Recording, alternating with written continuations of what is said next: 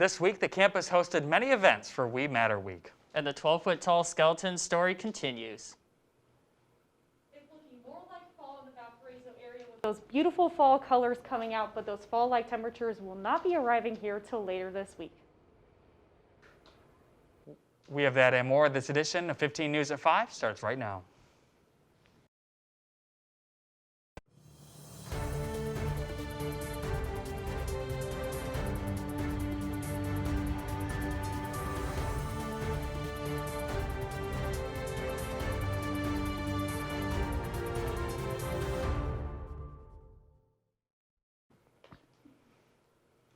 Thank you for joining us on 15 News at 5. I'm Nick Rakowski. And I'm Blake Harms. This week is We Matter Week on campus, hosted by the Black Student Organization, along with other groups on campus. Reporter Natalie Vernon sat down with some of the BSO executive board members to learn about this week. We Matter Week is basically highlighting and uplifting the voice of Black students on campus and faculty and staff as well, too, right? Additionally, we want to have educational as well as experience-based events. So some are based on statistics and facts within the U.S., and others are based on individual Black experiences of Black people on campus. There's only 175 African American students on campus, 18 faculty. So just really reiterating that we matter, and showing and bringing awareness to the injustice that we go through on a daily basis in America and society, and just showcasing that on campus, because we're the underrepresented on campus. So 9 times out of 10, we're not being heard because there's not a lot of people in these classrooms or these settings. So putting on an event where people can come and learn on experience based and educate themselves at the same time, and highlighting art, business, creations, work, scholars, just showing that the narratives that are created in the media are not true, and we have and are in so many aspects excellent. And I feel like on campus, they do not see that enough because in these classrooms, there's 1 or 2 African Americans. And America has a history of trying to exclude African American history within American history, when really African American history is American history. So just really trying to get that and instill that on campus is what we're trying to do. We feel like it's very necessary to have these events, to have this week every year, right? In addition to having events every year, we also want to be an example. We want to lead by example. We want other universities to institute a similar week that we're doing here, right? We want this to be uplift people on campus, but we also want to spread the movement like wildfire across the whole nation if possible, right? And so we're just looking for any exposure in any way to uplift Black people and also to educate non-people of color during this time. Everyone can help in this matter, and it starts with like educating yourself and realizing what the injustices are and how like our system in America actually perpetuates those injustices. So that's what I want to leave everyone, to just educate yourself and just open your eyes to everything that's going on and actually consider what people of color are going through during this time. Well, it's about to get spooky on campus. Reporter Heather Bricka has the spooky scoop. It's going to get a whole lot spookier on Valpo's campus this semester.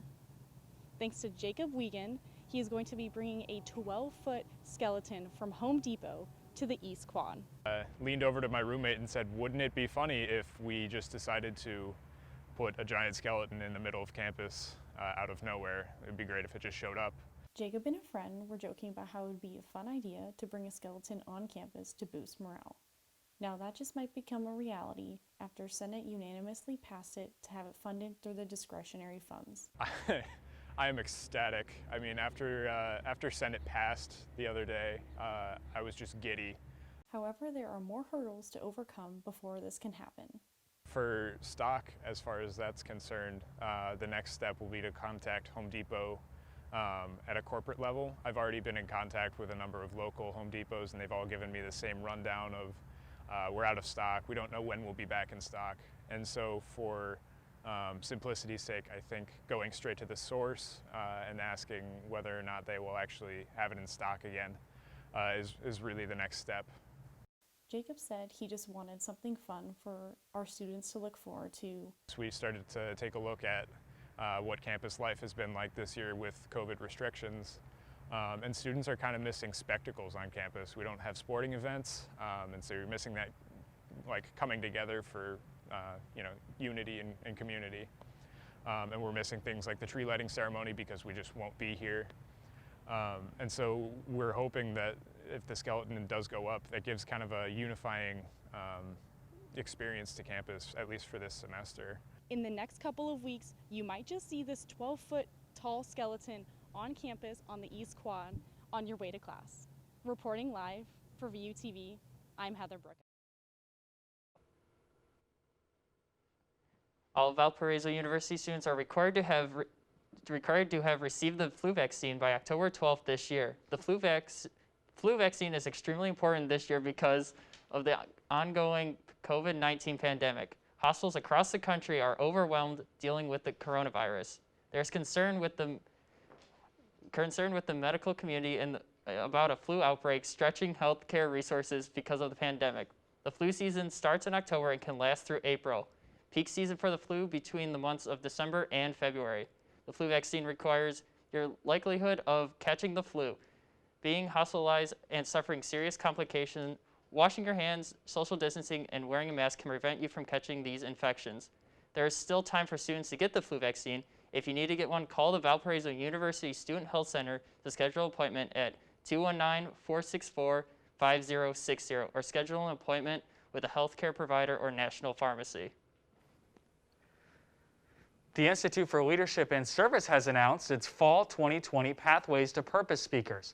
There are 2 upcoming speakers. Francis Sue, Lessons from Prison, Human Flourishing, Virtue, and the Value of a Liberal Arts Education, October 29th at 7:30 p.m., and Amanda Zilakowski, Learning Through the Pandemic, Challenge, Opportunity, and Grace, November 10th at 7:30 p.m. Both will be virtual over Zoom, and their links can be found on the Institute for Leadership and Service webpage. The end of the semester is on the horizon. This year's final schedule is different compared to years past. Finals begin on Friday, November 20th and will conclude on Tuesday, November 24th. Each final period will be the same length as previous years. However, there will be a 20-minute passing period between finals. The semester will end on November 24th and grades will be due on December 1st. Residence Hall will close for winter break at 9 a.m. Central Time on Wednesday, November 25th. Winter break will last 2 months and classes for spring semester will start on January 25th. Well, this week's poll is out. When is the best time to decorate for Halloween? Is it the 1st of October, after Christmas, never, or a couple of weeks before? Head on over to our Twitter page after the broadcast to cast your vote. We have 15's weather Heather Bricka in the studio today to tell us about our upcoming weather. So Heather, what will this weekend look like for us? I don't know about you, but I love decorating for fall super early, so I will be decorating the very 1st of October. But you know, our last warm spell is probably going to be this week, and we're going to have a very rainy Columbus Day ahead of us on Monday with gusty winds on Wednesday. Now currently we are sitting at 64 degrees, sunny with light winds, 8 miles per hour. On the radar right now, we really have nothing going on. It's a really nice and sunny day out there for us. 64 in Valpo, 60 in Lansing, and 63 in Romeoville. Everywhere south of us is feeling a little bit warmer than what we're feeling right here, but it is going to be a little bit colder later on. Now our 24 temperature change, we have gotten colder by 7 degrees over the last 24 hours, a drop of 9 degrees in Lansing and a drop of 10 degrees in Romeoville. Now our future radar really isn't showing much here until those chances of rain that will come on Saturday, but I will have more on that later on. Back to you guys. Thanks, Heather. Coming up, we have a rundown of last night's debate. And we have more as Hurricane Delta prepares to hit the Louisiana coast. Stick with us.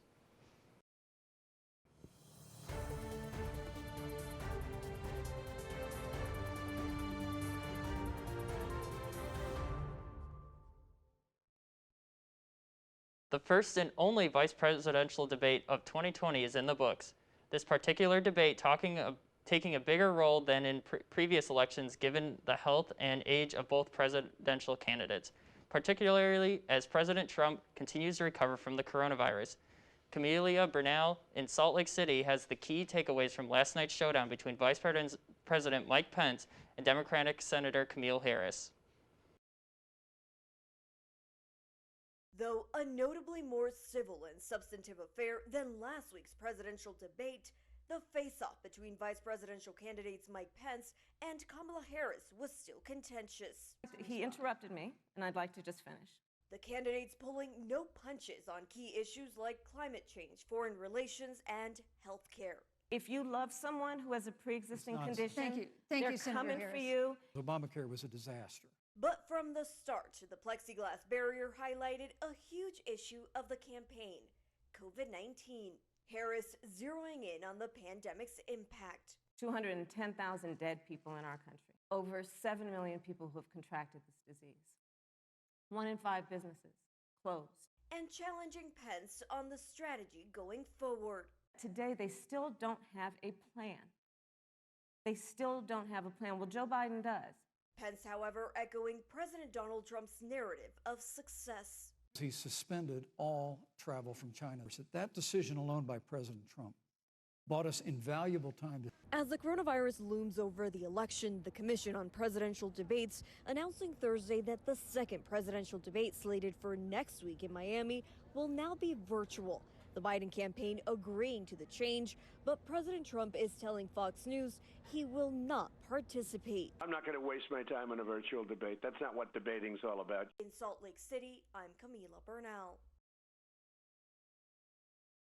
Hurricane Delta lost some of its strength while crossing Mexico's Yucatan Peninsula on Wednesday. Delta is now a Category 1 storm, packing sustained winds of 85 miles an hour, according to forecasters, but the National Hurricane Center says Delta will pick up speed as it heads north across the Gulf of Mexico. Winds are expected to reach 115 miles per hour by Thursday night, and the storm is on track to make landfall in Louisiana Friday afternoon or evening. Evacuation orders and curfews are already in effect along the state's coast, while storm watches have been issued in parts of Texas and Louisiana. That area is still reeling from Hurricane Laura that hit at the end of August. Gmail is getting a new logo as part of a revamp of Google's G Suite. The iconic Gmail logo is losing the envelope. It's keeping an M for mail, but adds the remaining 3 colors in Google's 4-color palette. Google is also redesigning the icons for its Drive, Calendar, and other services in the coming weeks. As for G Suite, Google's collection of collaborative office products, it's being upgraded and rebranded as Google Workspace. Google says it's adding features it says will help streamline collaboration as more and more companies extend work-from-home measures during the pandemic. Well, it was love at first sight, a soldier serving overseas, and the dog that made her smile even when there wasn't much to smile about. And as Jenna DeAngelis reports, even thousands of miles couldn't keep them apart thanks to a nonprofit called Paws of War. Come here, hi. This is the first time Sergeant Erin Guthrie with the Oregon Army National Guard officially met the dog she had kept an eye on for months while deployed in Kosovo. I was nervous because it was a stray dog approaching me, but I could just tell by the way that he was coming towards me, his mannerisms. He wanted a friend, and he didn't have a pack. He didn't have anyone he was with. I was honored that he would come up to me, and I just felt an instant connection with him. Overseas on a peacekeeping mission for 8 months, but seeing the dog brought the 28-year-old peace being away from home. Having him nearby really brought some brightness to a pretty hard situation. When she left a few weeks ago, all she kept thinking about was the dog she named Mika.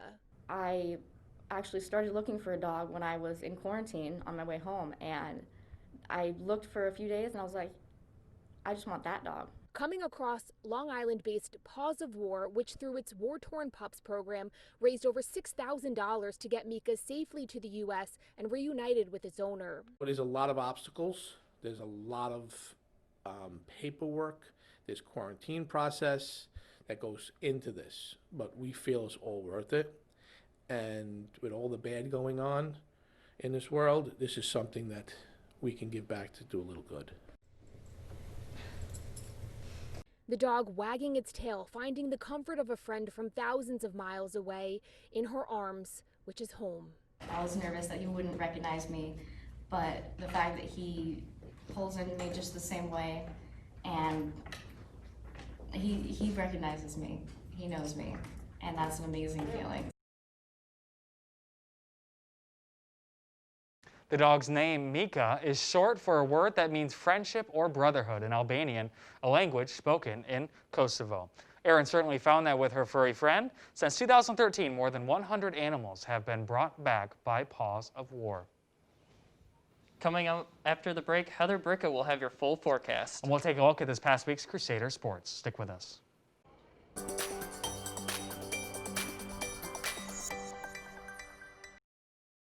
Temperatures around our regions are cooling off just a little bit from what we were seeing earlier today in the mid to lower 70s. We're sitting at 64 in Valpo, 66 in Rensselaer, and 66 down in Kankakee. Now the radar is looking really calm for us here, which means we are nice, clear, and sunny. Now around the entire rest of the Midwest region, it's also very clear, which means there's not a lot of interesting weather going on. Wind speeds around our area, we are picking up wind speeds up to 13 miles per hour, which we're getting a little bit windy and gusty, which is making that 64 feel a little bit more like the higher 50s. Our Friday forecast for the rest of our Friday, it's going to be super clear. We're going to be dropping all the way down to 48 degrees by about midnight, 2 a.m., which hopefully none of us are still awake at that hour, but it is going to be getting a little bit cooler over the evening hours. Future radar for us right here, it's going to be super calm until we hit about Saturday afternoon. Those clouds are going to come in on Friday, and they're going to leave our area just a little bit until Saturday in the morning. We're going to get a slight chance of rain in Valpo, isolated, very, very isolated. So looking at the rain chances for us here, the rain chances are really not going to pop up till Friday evening into Saturday morning. Now the rest of Saturday, it's going to clear up, and it's going to look super nice for us here without any rain showers. Future temperatures around our area, we are going to be staying around the same kind of temperatures. We're going to drop down to 51 rather, into Friday afternoon, back up to almost 80 degrees here in Valpo and the rest of the greater Michigan and Chicago area. Now by Saturday morning, it's going to be 64. By the time that rain rolls around, we're going to get up to barely 65 degrees. But for your 7-day forecast, we are going to be looking at Columbus Day. PM showers are possible for Columbus Day on Monday, but we're still going to get a high up to 73. Now, it is going to get a little bit more windy on Wednesday for us, but it shouldn't feel too windy for us here in Valpo. Back to you, Blake.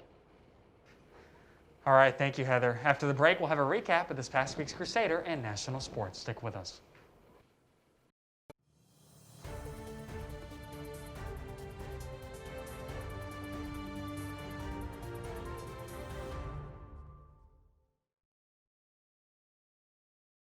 This week in Valpo sports, the women's tennis team has named their 2 captains for their season this year. The 2 ladies selected are senior Claire and sophomore Olivia Sherwanka, who are sisters. Congratulations to both on earning this award. The men's golf team received attention from MVC as junior Garrett Willis was named MVC Performer of the Week. Garrett shot a .215 1 under over 54 holes with a medalist finish to receive these honors. Congratulations, Garrett. The NFL saw the first game be postponed due to COVID-19 this past weekend.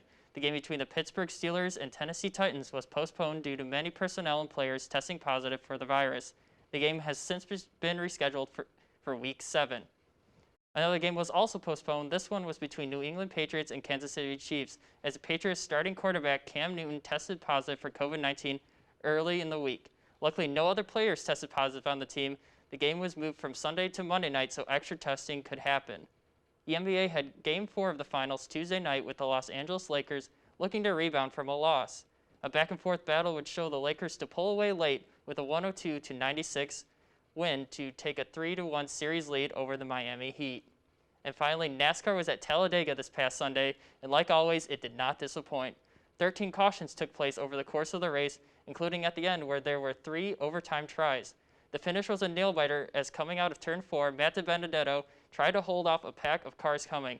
It all came down to the start-finish line as playoff driver Denny Hamlin barely edged Matt DiBenedetto for a thrilling finish. And we got some good news about DiBenedetto today, right? Yes, we did. He officially will be in the Wood Brothers 21 for another year. Nice. However, he won't be in there for 2022 as Cindric will be going into the 21, but you never know what could happen. Yeah, lots of interesting stuff. I know we could talk all day long. Oh, we definitely could. Producer wouldn't be too happy.